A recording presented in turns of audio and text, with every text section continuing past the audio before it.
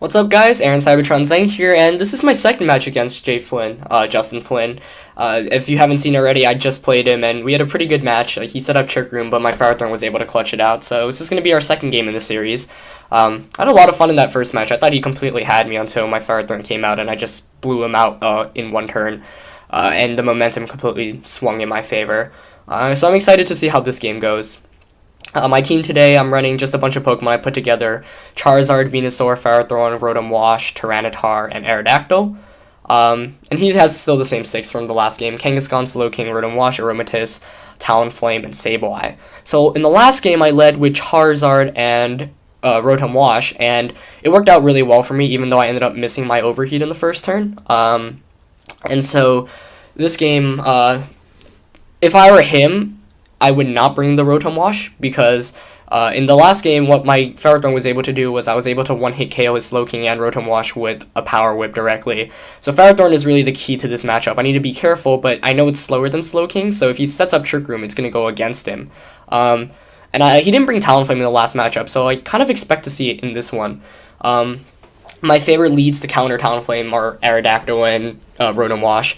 However, the rest of his team is kind of scary. I do like leading with Charizard once again, and I'm thinking Charizard and Rotom might be my best leads. And last game, I was kind of regretting not bringing Tyranitar, so I think this time I'm going to bring my Tyranitar and Ferrothorn. I had Aerodactyl, of course, in the last game, but Aerodactyl didn't even have to come out. But, you know, in the off chance that I do need that 4th Pokemon, I think Tyranitar might be a better choice, because Tyranitar, first of all, does not get burned.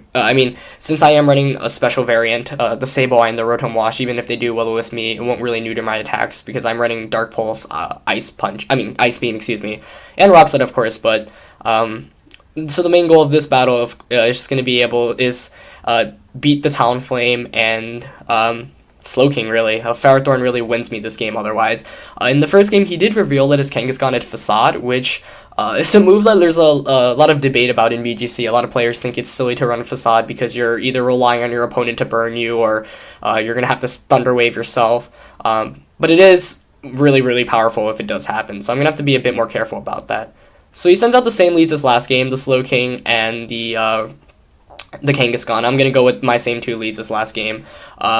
And this time, I'm going to guess he's going to fake out the Charizard, because last game, he faked out the Rotom, and I missed my Overheat, which is the only reason why things didn't go as well.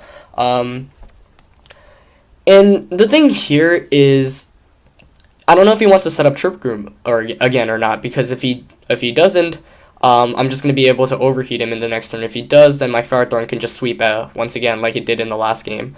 So I'm going to switch out my Charizard into Ferrothorn, and I'm just going to Hydro Pump the Kangaskhan. Let's see how much it does. I know that the Power Whip is a one-hit KO on Slowking, so I don't really have to worry about that. Of course, Power Whip, not the best accuracy. That's probably the scariest thing. So I'm going to switch out into my Ferrothorn, and we'll see how he plays it. He might be smart enough to actually predict this, so I'm not really sure. Kangaskhan's going to Mega Evolve, and in my head, it just makes no sense for him to fake out Rotom Wash after in the first game seeing how I was going to Overheat the Kangaskhan. So let's see if he really does choose to target the Rotom. And he targets what I switched into Ferrothorn, so that's going to take some Iron Barbs damage. So the first turn is going pretty well. So Ferrothorn's not going to take much damage, and Kangaskhan's going to take a good amount of damage just from Iron Barbs. Once again, I don't want to burn him because I know he has Facade, so I'm just going to go for a Hydro Pump, and that should bring him under... Wow, look how much that does. Oh, even with the critical hit. And so Slowking's going to set up Trick Room. And this is even better than the last game, basically, because now Kangaskhan actually has damage this game. And so I'm just going to Power Whip, actually, the Slowking, and Thunderbolt the Kangaskhan. And once again, in this matchup, it's essential like he sets up the Trick Room for me, because Ferrothorn can just take advantage of that. However, I am relying on a pretty shaky accuracy of 85 with Power Whip here, so if Power Whip does choose to miss, I'm kind of in some trouble, but if it hits, then I should be perfectly fine. Alternatively, he may opt to switch out Slowking, because previously my Power Whip just directly KO'd it, and I'm sure he doesn't want that to happen again. But the game is going really perfectly for me right now. Hydro Pump didn't miss, he set up Trick Room, and he faked out what I thought it would be, so I'm pretty pleased with that. And, from his position, the Power Whip does miss. Slowking's going to go for a Flamethrower onto Ferrothorn, and that is going to be a KO, so the accuracy is just not on my side today. Kangaskhan going for the facade. Let's see how much this does. And that's not good. That is not good, because in the last game, the reason why I was able to win was because the Ferrothorn was able to clutch through and KO everything. So Rotom's going to hit the Thunderbolt and knock out his Mega Pokemon. And we're now tied at 3-3, but losing Ferrothorn really sucked. I'm going to bring out Tyranitar and see what this Tyranitar can do. Of course, one part of VGC is just overcoming adversity, overcoming this bad luck, and so let's see if I'm going to be... I can pull that off. So he brings in Sableye. Sweet. That's actually really nice. Of course, I'm sure he's going to be tempted to, Will-O-Wisp the Tyranitar at a given point. And one turn of Trick Room has gone by so far, so I'm going to protect this turn. Actually, no.